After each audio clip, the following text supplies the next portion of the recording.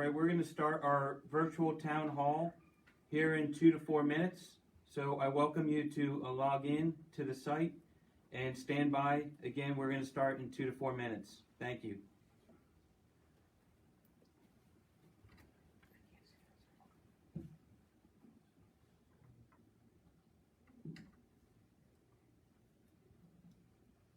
For anyone on the line, how is the sound? Please give me a sound check.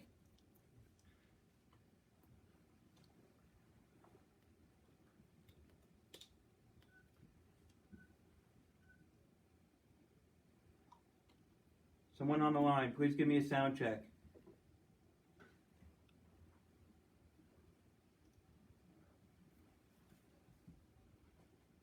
Oh, good? Okay.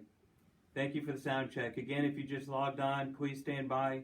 We're going to start here in approximately 2 minutes. Just trying to get everybody logged on.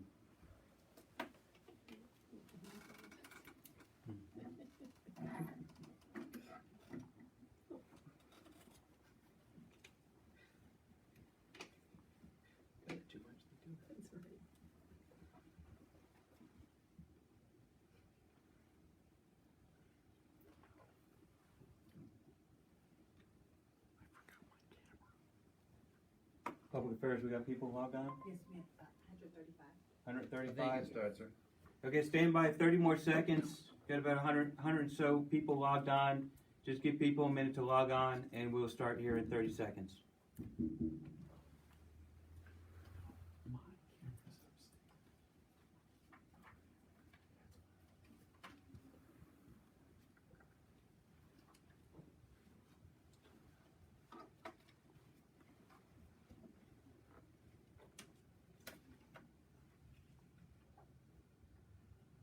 All right, we're going to get started. Good evening, Fort Belvoir and the surrounding community. I'm Colonel Michael Greenberg, the Fort Belvoir Garrison Commander. I'm speaking to you from our Garrison Emergency Operations Center. I want to welcome you to this COVID-19 virtual town hall update. These are very critical as times are changing. We want to make sure that our communications are continuous, factual, and up to date. And so we will continue to do these town halls periodically, and we will optimize social media and hard copies, newspapers, and other mechanisms to get the information out. With me, I have Captain Cindy Judy. To my left, the director of the community hospital, and to my right, I have Miss Joanne Cahalan, who's the general manager for AFES. I also have to outside the camera some subject matter experts in the room that will also be able to answer questions as we go through this town hall. I want to start with just a couple of opening remarks, and then I'll turn it over to my colleagues on my left and right for a couple of their opening remarks, and then we will take the remaining part of the hour to discuss or answer any questions that you have. As you know, there is a national health crisis as the President declared a state of national emergency. Both the governors of Virginia and Maryland have also declared states of emergency as well. And so let me just be upfront, and the medical folks can talk more about preventive measures, but I ask you, it's our responsibility as individuals to really take these measures at our personal hands. So social distancing, there's been things that we are doing at the installation level, but it's on you as the responsible party to really measure the social distancing. So keeping your groups at minimum, 6 people, 10 people to a meeting at most. And I know me and my colleagues are a little close together, but again, keeping your 6 feet apart is really optimal. Hand sanitizing, so you notice I have hand sanitizer on the table, but really doing due diligence to washing your hands, and also hand sanitizing, and please do not touch your face, eyes, or mouth. And then just, these are some of our personal responsibilities to stop the spread of the virus. I understand that with these times there are inconveniences, but I ask you to inconvenience yourself for this time period, and to prevent this spread of this virus. As I said, communication is critical. So we, in conjunction with the hospital, AAFES, and other partners, have really tried to do a very good job over the weekend and this week of putting out information as we get it through social media, and we will continue to do that as we go forward. We have 3 focus areas on the installation. First is really to safeguard and protect the Fort Belvoir community. In partnership with the hospital, AAFES, and our other partners, we're doing everything we can to protect our community. We ask for your support as we put measures in place. Second, we're trying to protect our Fort Belvoir mission capability. So as you know, there are mission partners out there on the installation. We also need to make sure that we continue our missions that we are providing for this nation, and that is critical. And then third, we are trying to continue to work with our local and state authorities as we fight this virus together. We are fully integrated, and we continue to work with the federal, state, and local partners to stop the spread of COVID-19 virus.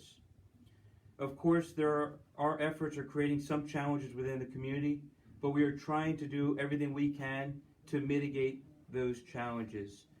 I want to take just a minute to talk about what the governor's doing, Governor Northam, and then what we're doing here. And so Governor Northam declared a state of emergency. If you didn't know, or if you recognize, on Saturday put out a public announcement, but I also increased our health protection condition to Bravo status. And we continue to reassess as the situation develops. Governor Northam is implementing telework, optimizing telework across the state and the counties. Likewise, we've asked our mission partners and those who work on the installation to continue to begin and to optimize telework as soon as possible. And so those instructions have gone out. We are trying to optimize telework as much as possible. The governor implemented some limitations on public gatherings and large events, canceled all events for the next 30 days, and limited events to 100 people or less. The CDC also put out really a limiting factor of 50 people. What we've done here on the installation is we looked at events across the installation for the next 60 days. And those events that were 50 people or more, we've canceled. We continue to reassess those events as we go forward. But again, I ask you, if you are having events with a lot of folks in a closed area, please cancel those events and postpone those to a later time and date. The governor announced school closures across Virginia. We have 2 schools on the installation, Fort Belvoir upper and lower elementary schools. Those are closed, along with our feeder schools, Walt Whitman Middle School and Mount Vernon High School. Those schools will be closed for, I believe it's 30 days, or as the county dictates. We have established food banks. The county has established food banks for those students that are dependent on breakfast and lunch at the schools. Originally, Fairfax County had 5 sites. They've extended to over 20 sites. We've asked for them to put a site at Fort Belvoir. They have done so. And so the site that is here at Fort Belvoir is at the Fort Belvoir Upper Elementary School. And that's a grab and go, not in the building, but driving through and picking up your food. I appreciate the AAFES and our MWR staff, because effective today, all services, all food service facilities are grab and go and drive through only. Okay, this will help prevent social gatherings. So if you have not noticed, all our food court and all our concessionaire stands here on the installation, to include also the bowling alley and golf course, are also grab and go only. Again, trying to help folks with distancing themselves. And all these are actually on our Facebook page as well, have just been posted. But again, I want to just review some of the other items and closures that we have. So the fitness centers are closed now. The libraries are also closed.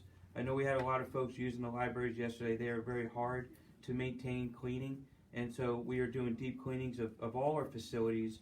But again, until the situation changes, those facilities are closed. Our bowling alley is closed for bowling, but again, the food is grab and go. The golf course, we are doing some golf, but no club rentals. So again, trying to prevent germs from spreading. Our outdoor rec facilities is closed except for the RV lots. Our visitor center. So our visitor center that's at Tully Gate, effective tomorrow morning, will be closed. So visitors that need to get on the installation will need to go through Lieber Gate. Those visitors passes that were established here on Fort Belvoir, I have extended those for 30 days. I will reassess at 20 days, and if needed, I will extend those for an additional time frame. Again, that will limit those who are needing to get new visitors passes. The indoor pool is closed. The theater is closed. Auto skills are closed as well, effective tomorrow morning. Our community centers and O clubs are doing admin only. There are no events going on in there. Our youth service programs are all suspended until further notice. Our archery and tax centers, if you have questions, you can reach out to SGA, but there are no one-on-one tax appointments. And our chaplain services were canceled last weekend. However, we are working on virtual. I think we had 2 services that were virtual over the weekend. Our gates, if you didn't notice, our telegraph gate was closed today. Again, this will be out on Facebook, but again, effective tomorrow morning, we will have limited gates. And so for our gates, Lieber Gate will be a 24/7 gate, along with Farrar Gate, which is the airfield gates. Our Tully Gate will be closed. Our Pence Gate will be open 5:30 to 2100. Please note the 24-hour egress out of Pence Gate is canceled until further notice. And then Kingman Gate, the hours are 06 to 1800. Again, those egress from 18 to 2000 are canceled as well. Again, we are trying to minimize the amount of security guards that are needed to protect this post. I appreciate you understanding those gate hours, and I apologize up front if there are some delays at the gate. For our child development centers, we are at mission essential personnel only. I do appreciate you understanding that we are also trying to limit the amount of CDC employees that are gathering in places as well. And so those who are getting care, that care will continue. And so for those who are first responders or in critical or mission essential assignments, if you need help, please reach out to the FMWR Child Youth Services, and we will look to see if we can register you into the program if you're not registered and your care off post has stopped. Again, that is really strictly for our mission essential personnel. Also, our Veterans Services office has shut down physically, but again, we are still helping our veterans in filing their Virginia claims. I will ask you all today to submit your questions and be specific and concise. We do have some questions that we will answer that I have in front of me, but as we continue to go, if you ask questions, please be concise. Please put your email information on there. If we don't answer a question, we will try to answer it via social media or directly back to that person. Before I turn it over to Captain Judy, let me just go over the a few rules. Okay, if you're going to ask a question, please use the hashtag #AskBelvoir to post your questions. Please avoid posting any confidential information. Again, we don't want to talk about individuals per se. We will not talk about names, but we want to talk about circumstances. Please allow at least 48 hours for us to respond to your questions. If we're unable to answer to your questions at the town hall, again, we will try to get back to you sooner than 48 hours, but please allow us some time to answer those questions. And please be respectful and keep your comments focused on COVID-19 responses. With that, I'm going to turn it over to Captain Judy. Hey, thanks, Colonel Greenberg. Good evening, everyone. We at Fort Belvoir Community Hospital are committed to delivering high-quality health care that meets all of the same standards as our partners in the local civilian community. The staff is incredibly dedicated and continues to support the Fort Belvoir community during this public health emergency. I've been really, really impressed with the level of dedication that the staff at the hospital have had. We're committed to preserving the military mission and to protecting our forces, families, civilians, and retirees. We're all in this together. Some of the things that have gone on at the hospital over the last week are we've reduced the number of entrances and implemented screening of everyone coming into the building. These controlled access measures will allow us to safely screen for COVID-19 while minimizing the risk to others. We've also implemented a COVID clinic that separates patients who are being screened from patients who come in who are seeking treatment for other things. Just stand by. Hey, if you're talking in here, please back up because we're getting a lot of feed in there. So if you're talking next to Captain Judy, please keep your comments to a minimum. Go ahead, ma'am. Sure. We've implemented pharmacy drop-off services at the main pharmacy. I know that's been a concern for a lot of people who have been in the pharmacy, especially with regards to social distancing.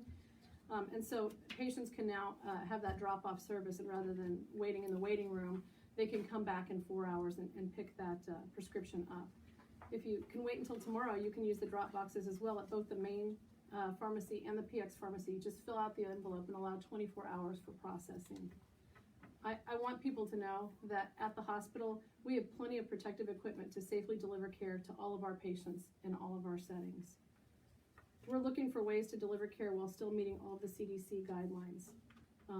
So I know we had a question earlier. I can go ahead and answer one of the first questions. One of the first questions was, are all appointments that are scheduled still going on?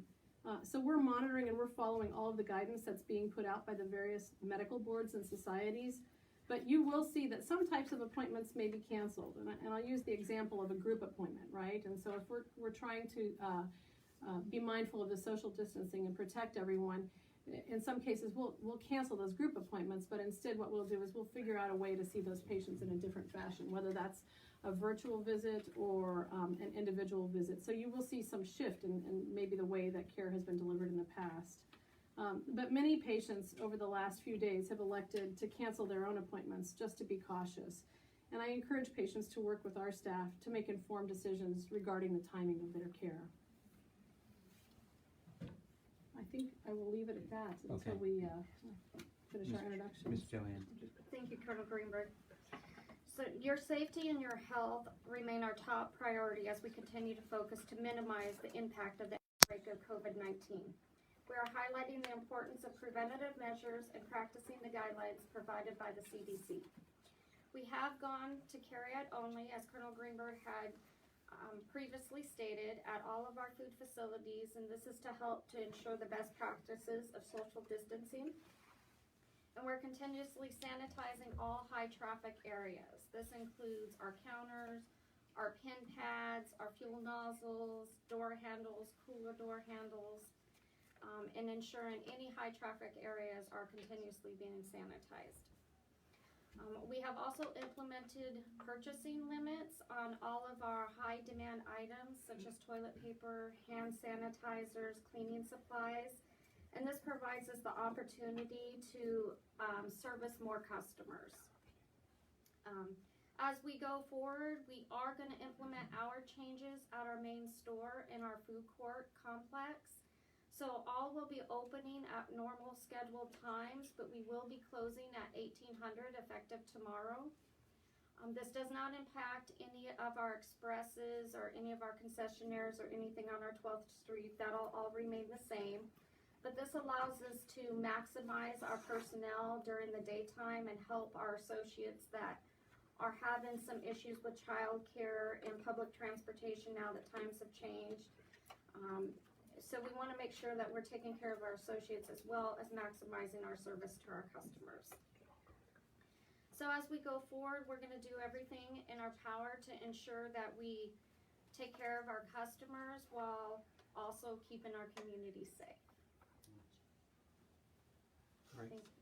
Thank you. So I appreciate, again, everyone on the line. So we're going to start taking questions. We've been inundated with questions. So we will continue to try to get through all these questions. Say again? Okay, we will continue to try to get through these questions. Okay, the first one, and I'm going to try to direct these as I see fit. Some of these I will just answer to save some time as well.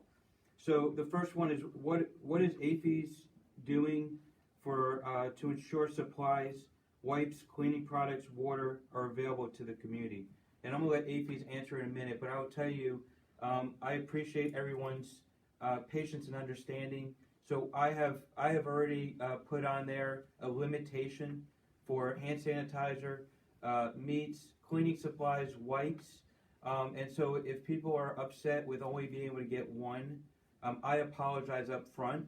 That's what we at the installation are doing to try to ration out and make sure everybody gets toilet paper, one package of toilet paper or whatever else is of a high demand item.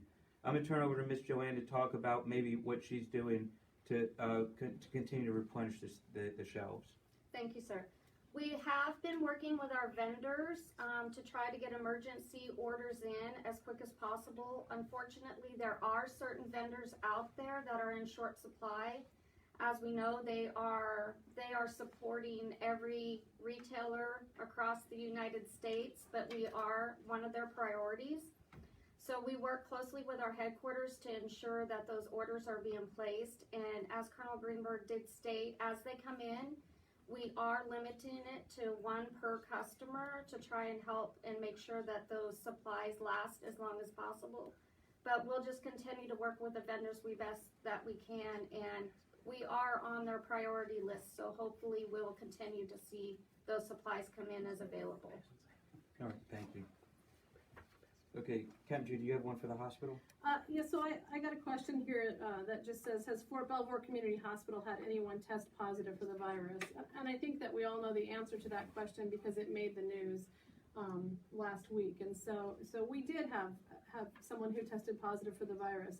What I will tell you is that we want to protect the privacy of all of our patients, and we want the community to understand. Maybe I know people are interested in how many patients might be testing positive, but that where you can get that information is from the CDC and from the Virginia Departments of Health, right, on their websites. They're publishing that information of how the illness is spreading through the different communities. And so the hospital will not be the source for telling you numbers of cases or anything like that. Rather, the CDC and the Departments of Health will be the ones that report all of that. So we want to make sure that we're balancing that privacy piece with having folks go to the sources where they can get the information to make informed decisions about how they want to manage maybe their life, the activities that they're doing, and so on. So we do report to the CDC, who publishes that information to the Departments of Health, so that's where it comes out. Okay, thank you. Okay. Okay, I'm going to answer just a couple of these. So grab and goes, the question is, where do families go to get breakfast and lunch meals the children normally get at school? Again, I said it in my opening comments, but I'll say it again, this was a pre-question, was they can go to the Fort Belvoir Upper Elementary School, and they can pick up those meals for breakfast and lunch. Another one is, what about closing the commissary? So I will tell you, and I don't have the commissary manager here, but I sat down with him for a good while yesterday. There is no intent to close our PX or commissary. Okay, it is important for our residents and our community to have food and to have supplies. And so, regardless of what condition we go, the intent is that the commissary will stay open for business. With that said, again, I do not have a crystal ball and do not know what the situation will bring, but at this time there is no intent to close the commissary. The next question, and I'm in a tag team with the FMWR director, Mr. Dixon.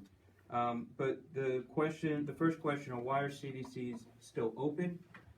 I would tell you that our child development centers need to be open for those mission essential personnel who need to be first responders, who need to work at the hospital, who may have a mission set that helps protect the defense of our nation. And so that is why that we've asked for those who are mission essential to fill out the form.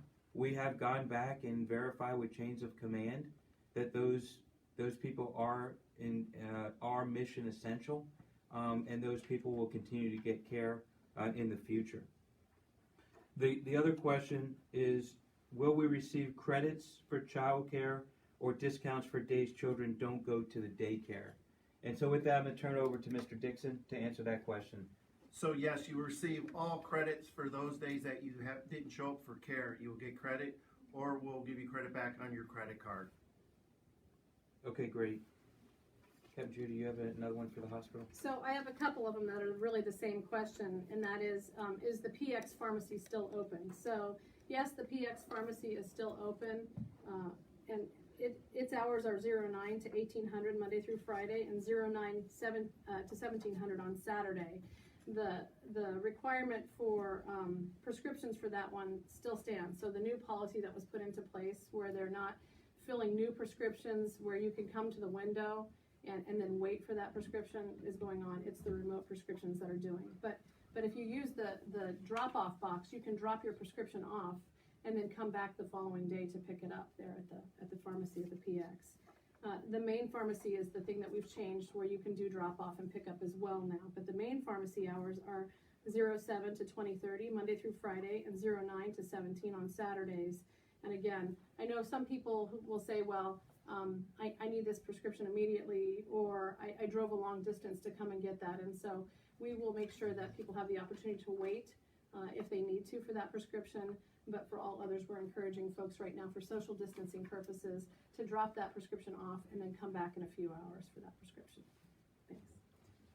Okay, here's another one for you. So, question on installation access. Okay, if the base closes, will we still be able to get off for medical appointments, and will families still be able to get back on post?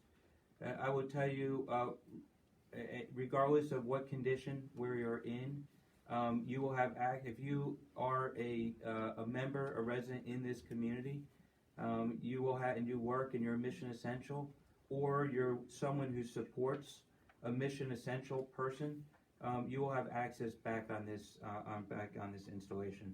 So the answer is yes, you will be allowed back on if you have medical appointments off the installation. Okay, another question was how long will the CDCs be closed? Be only for mission essential clients or children?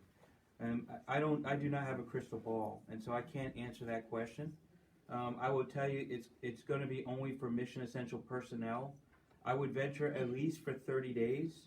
But again, as the situation develops and continues, we will continue to assess weekly on what needs to stay closed and what needs to be open. But I have a medical expert from the hospital, subject matter expert, that is my direct advisor, and the hospital gets all their information, again, from the state and the counties and the medical community. So we are hand to hand, and decisions that we make on the installation are both coordinated with our senior commander at Military District of Washington, and then the Fort Belvoir Community Hospital and the medical community.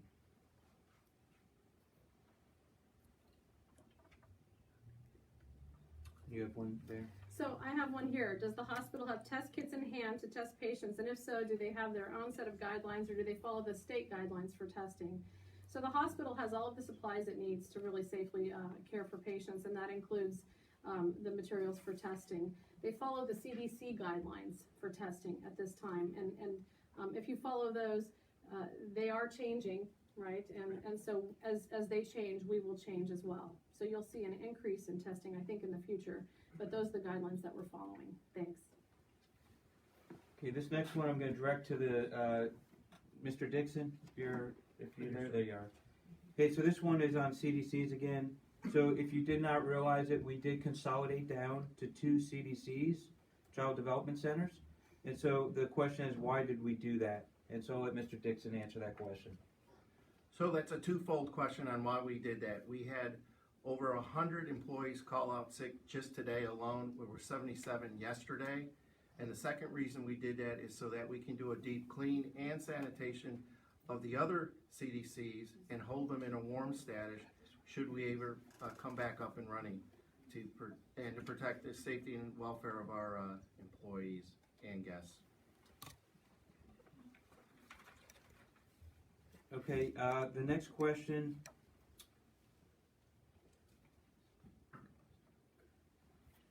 Do you have one for the hospital? I'm still trying to get through these. Oh, sure. I have a question here. What is the strategy for our well child visits? So one of the things that we implemented, like I mentioned before, was we reduced the number of entrances and implemented screening of everyone coming into the building. And then by standing up the COVID clinic, we are able to separate patients who are being screened or at risk for COVID from all of the other areas within the organization. So that way, a child who's presenting for a well child visit, or perhaps a pregnant mom who's coming for prenatal care, we've minimized their opportunity for exposure when they come to the hospital.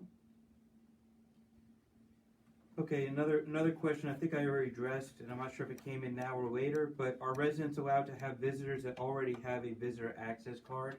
The answer is yes. Again, I've extended out those visitor access cards 30 days, and we'll reassess at the 20-day mark.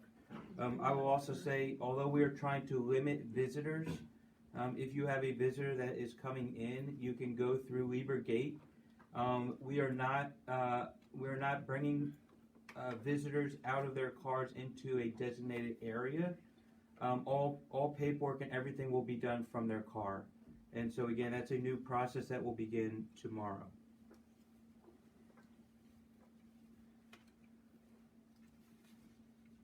Okay, if I can get, I think it's probably DPW or FMWR for parks. The question is, when are parks going to shut down? Mr. Dixon? Sir, the parks have shut down already. For example, at Anderson Park, we have a gate, so we control who has access to that park. Soldier Statement Park and Castle Park are accessible to anyone anytime during the day for passive recreation. And so, yes, there are some picnic tables out there, so we can get the team out there and give them a quick wipe down. But with weather, rain, it should take care of itself. But they are closed right now, and all events that have been canceled for the parks have been canceled. Okay, the next question, it may be for DES, is what's the status of Ravana Station?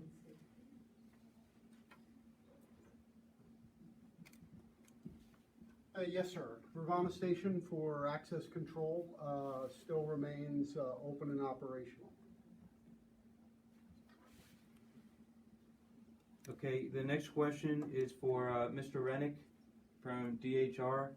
So what measures are being taken to protect staff members who are considered high risk but are not eligible for telework? And let me just start by saying on the installation, I've established 3 task forces. Okay, I have a task force clean, which is really focusing across the installation on cleaning and measures taken and standards. So Mr. Landgraf, the Director of Public Works, is kind of leading that charge. I have a task force that's really focusing on administration and workers, both military and civilian. Mr. Rennick, the Director of Human Resources, is really in charge of that. And then I have a task force for first responders. We are in partnership with the hospital, but really the lead for that is Mr. Henschel, the Director of Emergency Services. So that's how we've broken up the installation as we go out and we are focusing in on this situation. So good afternoon. So one of the measures that one can take is liberal leave. However, I do want to just emphasize that the Garrison is definitely in compliance with OPM guidance, and that OPM published a memorandum dated 7 March pertaining to questions and answers as it relates to prevention in workplace. So I just encourage you to get with your supervisor to get a copy of that document, or either go on to OPM online and you can download it. Embedded in that document has preventive measures while in the workplace. Thank you. Okay, the question, one question was, are you going to shut down base? Again, the base will never be shut down per se. There may be limitations for mission essential, for residents, for those that support mission essential personnel. Again, I ask you continue to stay in tune with our Facebook web pages. We also have a website with the coronavirus 19 link on it. We will also post stuff in the newspaper. So again, any of those decisions will be posted on all social media platforms and anywhere else. If you notice, we also are using our signs going into the installation to post information as well.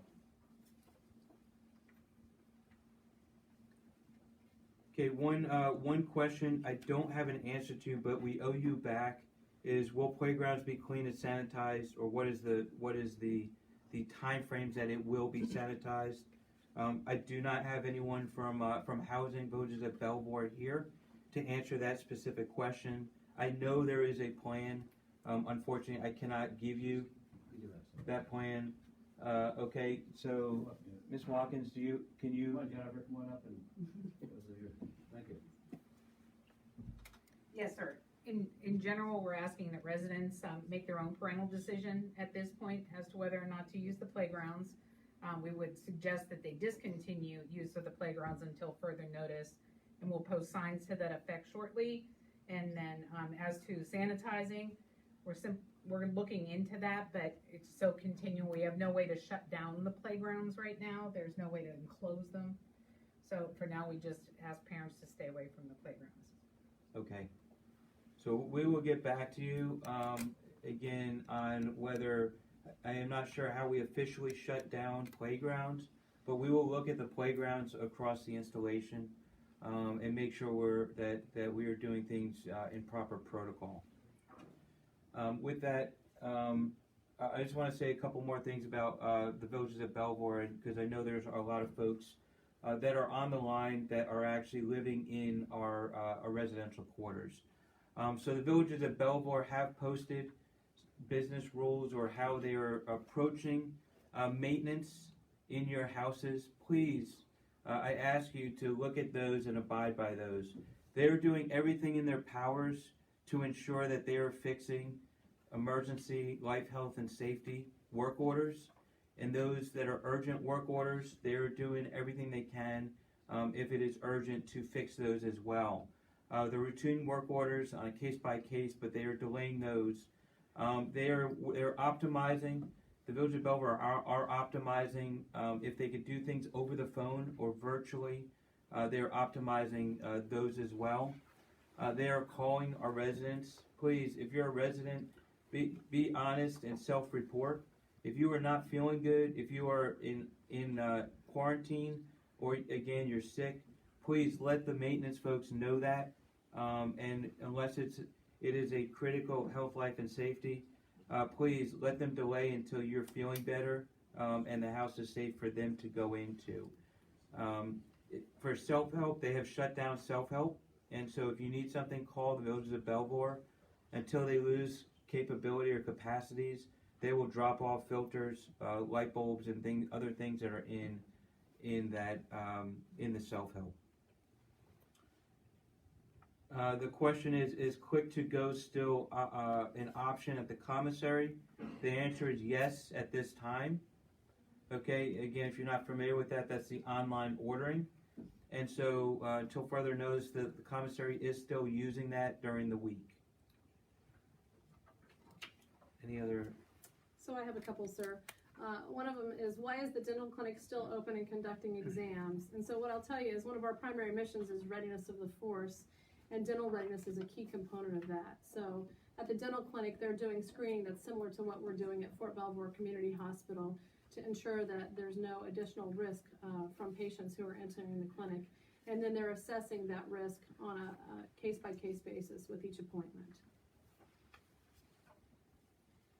I have another one, sir. I am out of questions, so All it's all right. yours. All right. For those of us who are retiring and are stationed at Fort Belvoir, should we seek services such as final physicals or VA-related appointments at another MTF? I would tell you that the risk at Fort Belvoir Community Hospital is no different than the risk at a local civilian hospital or any other hospital throughout our nation. We're all in this together, right? This is a public health situation that's impacting everyone in the community and across the world. So you can feel confident that we've put safeguards in place to minimize risk of exposure at the hospital, just as everyone else has. And we encourage you to continue to seek your treatment here. Thanks. All right, I think we have a couple more questions. Sure. Thank you. You want to go ahead and do this? Mm-hmm. Okay. Well, good afternoon. So I did get a question from our folks over here. So why does it say that it is necessary to be within 6 feet for 15 minutes in order to catch the coronavirus or COVID-19? And I'll say, the honest answer is because the CDC needed to come up with some actual strict lines to help us guide how we take care of folks and how we interact with each other. This is all based off of scientific data, mostly from other viruses that are transmitted by droplets. And the 6 feet is mostly for the spread of the droplets for if folks are coughing or sneezing or even talking very loudly. We see the droplets can go up to 6 feet. And the 15 minutes is mostly to put out the point that just walking by your fellow citizen isn't a significant risk. Walking by them in the shopping mart or walking by them in the elevator or something like that does not pose a significant risk. So that's what that 15 minutes really gives us. All right, great. So 2 more questions. This one is for Mr. Dixon at FMWR.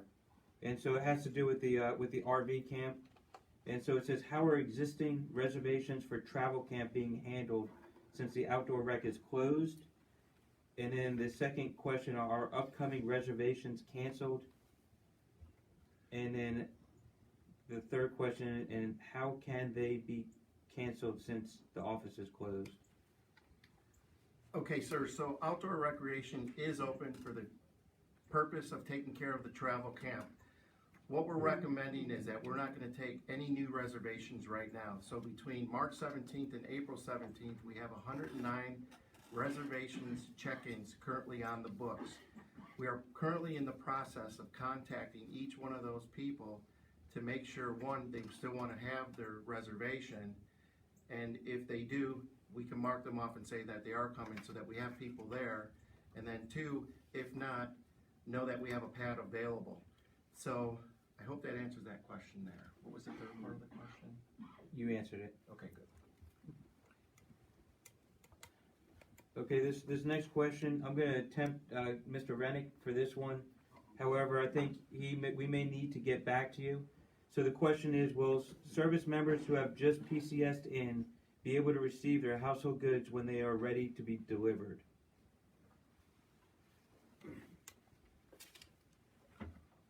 So the answer to that question is that we don't have the answer. So that's a due out because that is actual area that's responsible with logistics readiness command. So you would actually have to check with them to find out whether or not they are continuing delivery of household goods under the current situation. Okay, so this is one, I'm going to follow up. I have 2 follow-ups so far. I'm going to follow up with the playgrounds. I'm also going to follow up with this household goods. We will post within the next 48 hours on our Facebook site. However, Public Affairs is going to post the answers to those 2 questions. All right, are there any other questions? I think we had some additional questions. I have one. My friend or coworker was just quarantined. Do I need to go on quarantine too? This is probably the #1 question that we've been asked at the hospital, I think, over the past week. And the answer is really, people recently in contact with him or her are not considered to be at increased risk.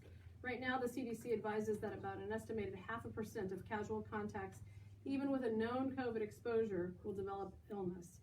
The quarantined member is required to self-monitor for fever and or the development of symptoms, but additionally, they should limit contact with others in the household by staying in separate rooms, sleeping in separate bedrooms, and using separate bathrooms. So the bottom line is, there is no need to quarantine additional members who have been in contact with an asymptomatic person who's been placed on quarantine.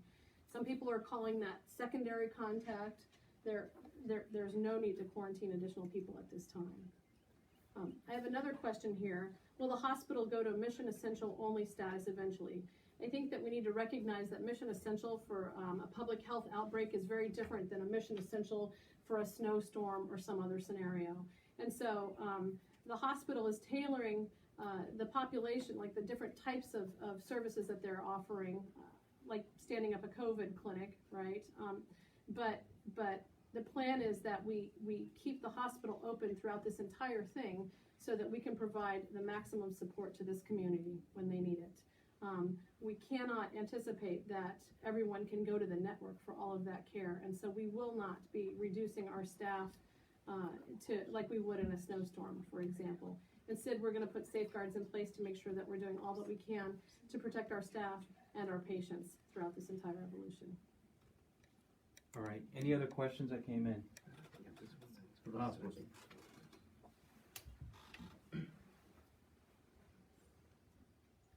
So this first question for the hospital is EFMP still doing screening?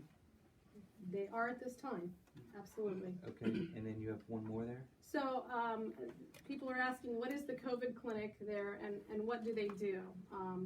So the COVID clinic really is just, it's a location, if you will. It's right there within the emergency department. And so, we implemented that so that we could separate patients that were seeking care for other treatment from people who are seeking care for possible COVID, whether it's exposure, whether it's respiratory symptoms or fever and so on.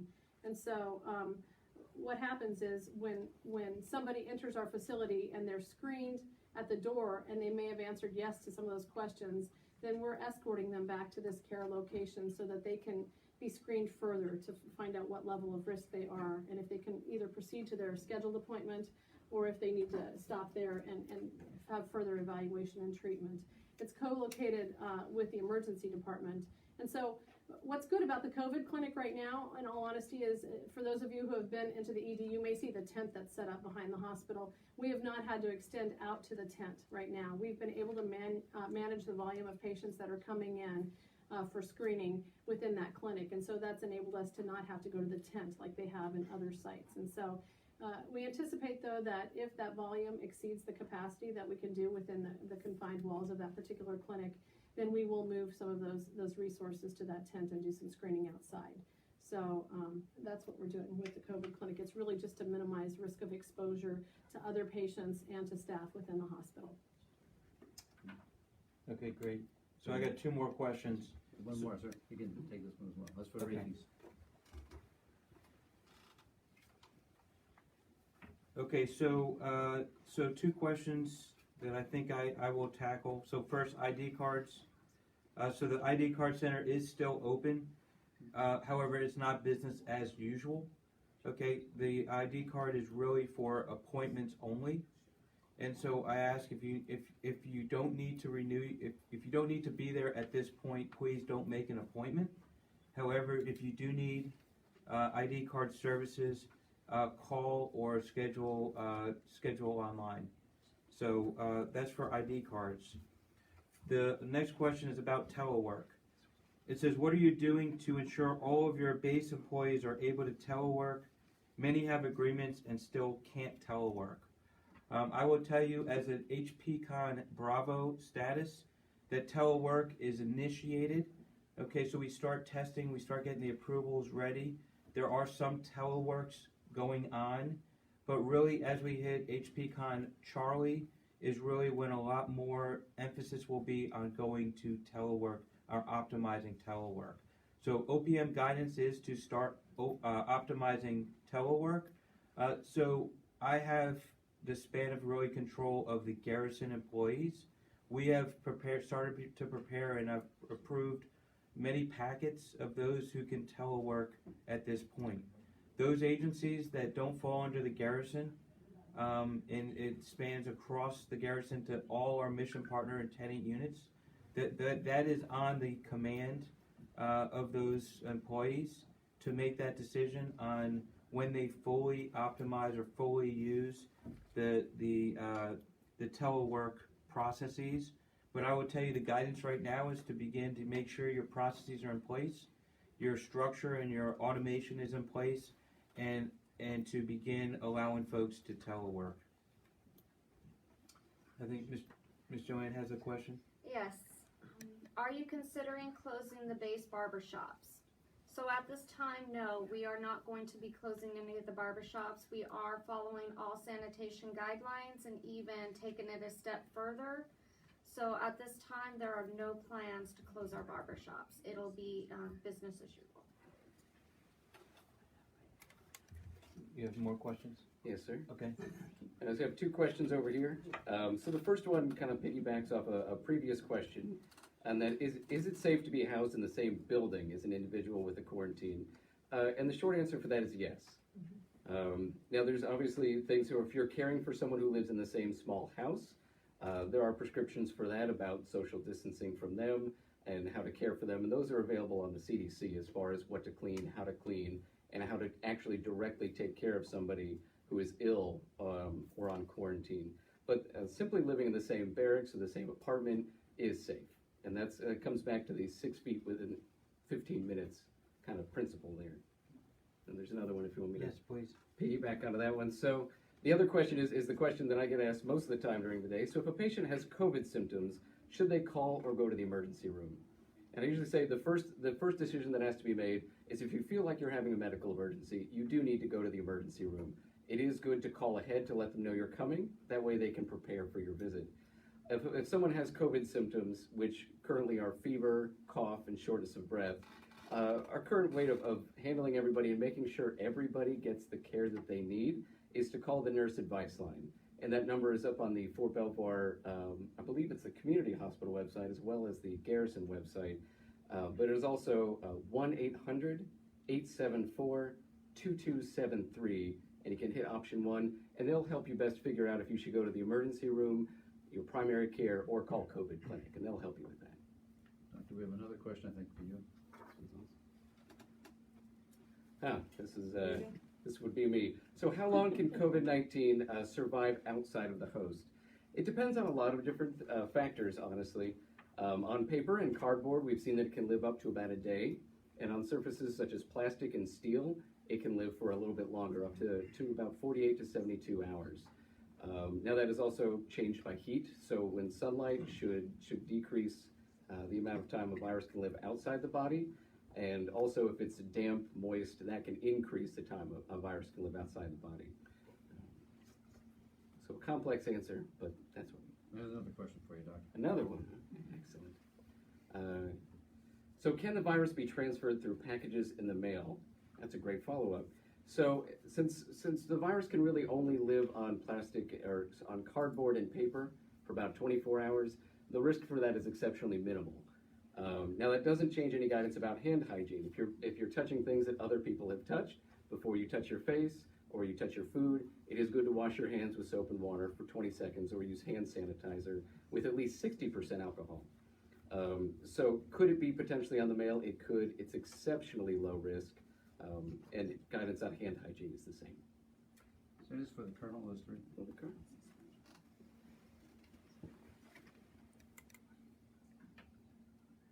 Okay, I'm gonna pass that one on. Okay, the first question is for our Director of Emergency Services. What, if any, precautions are being taken for the police and the fire department? Yes, sir. We're relooking at how we are handling each and every situation. So we've set up certain protocols, certain new ways of doing things to lower the risk or the interaction with personnel. So yes, sir, we are. As an example, guards, police officers have goggles and gloves available and masks. So all of that type of equipment is available, plus procedures are in place. Okay, and then just a follow up from what Mr. Henschel said is if you didn't notice, our security forces at the front or at the gates are going through different procedures now. I ask you to support those procedures. They should be asking you to see the back of their card first. Keep it in your hands, please. Let them scan and then turn over for the picture ID and then do each one in the vehicle. So again, that helps not just the security guards at the front gates, but also helps our patrons so they don't pass germs to each of the card holders. So I ask you to continue to support that. A question is, please address soon to expired ID cards. Will they be extended? We are working this one right now with the Department of the Army and our higher headquarters. We have some mechanisms in place right now to allow potentially to renew or to extend ID cards, and we've worked with the NEC to be able to allow credentialing to extend forward. The challenge that we are working through right now are making sure in DEERS, if it's a dependent, If they expire, their entitlements expire, and there's some challenges. So at this point, my guidance to anyone who's listening is, if your ID card is about to expire, please go make an appointment at the ID card facility and get your ID cards extended or renewed. And we at the Garrison and at the Army will continue to work to see where we can extend ID cards and DEERs and allow folks not to have to come in and renew. I have one. The question is, will the private stores and kiosks at the stores remain open at the main exchange? The answer to that is yes.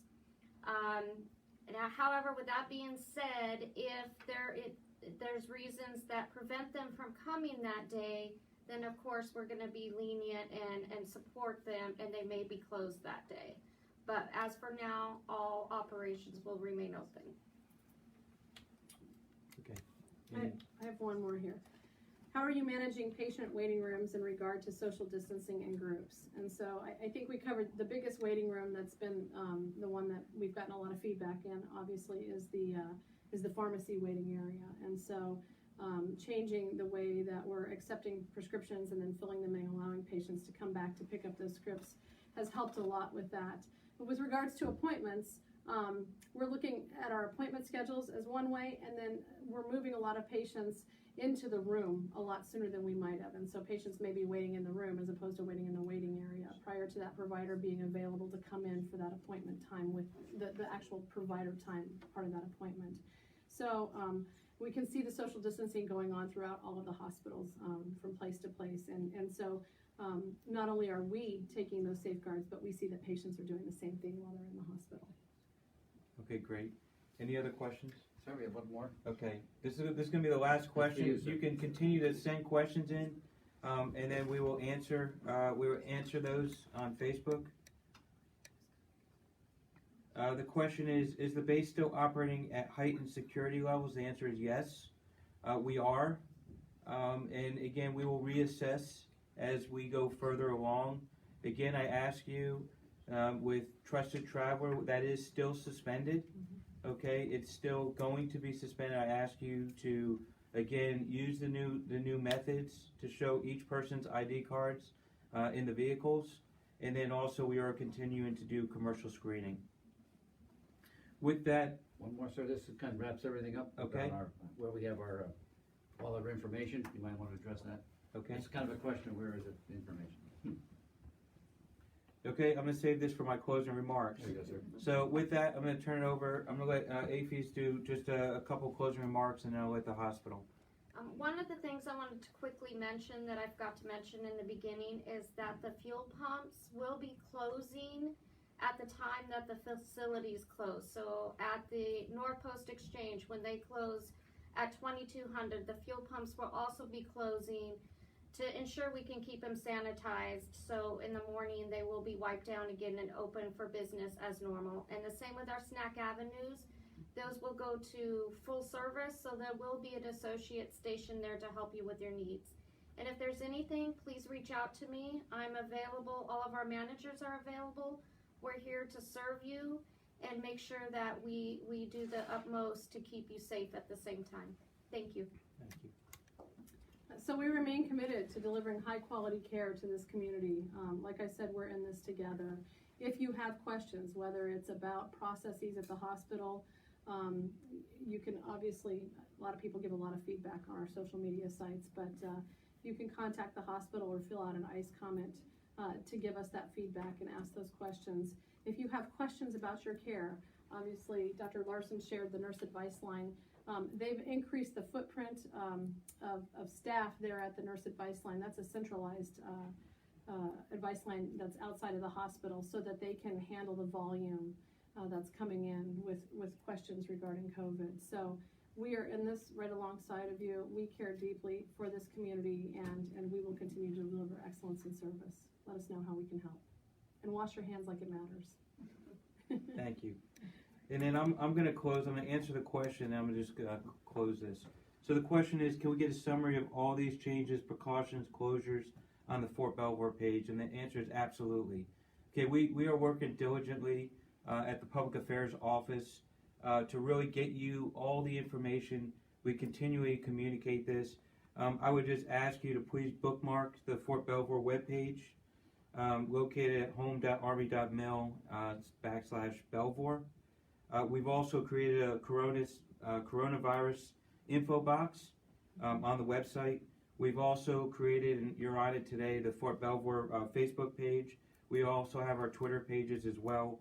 And we also are using a lot of our FMWR web pages, Facebook pages as well. So I ask you to continue to monitor those as we go in the future, and we will provide summaries of everything that we are doing on the installations. We are also very connected with the Fort Belvoir Community Hospital and AAFES as well. As they post stuff, we share, and likewise. And so we are doing a lot of back and forth discussions to make sure, to ensure that our informations are not conflicting. What I would ask from you is please don't post things that are inaccurate or that are not factual or have not been verified. The worst thing that could happen is we start putting out things that are not verified or factual and start causing concerns that don't need to be there. So again, I ask you to please only post verifiable information, and likewise, our staff are doing the same. I appreciate everyone joining us today for this virtual town hall. Hopefully, we addressed all the questions that you have today. Those two questions that we did not provide full answers for, we owe you those back within the next 48 hours. Again, we continue to prioritize the health and safety of our military, our civilian, our family members, our contractors, and our guests. I ask for your patience and your cooperation as we go through, and we continue to prevent the spread of COVID-19. Again, this virtual town hall, this is our first one. I believe this is a good forum to be able to continue to outreach our community. I do not know when the next one will be, but I will assume probably within the next 5 to 7 days, or if a situation occurs, we will put another virtual town hall in effect.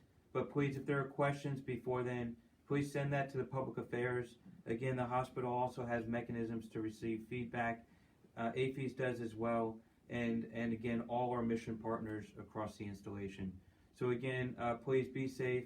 Please practice preventive maintenance. It's an individual responsibility. And again, if there are questions, please continue to contact us. Thank you for your time.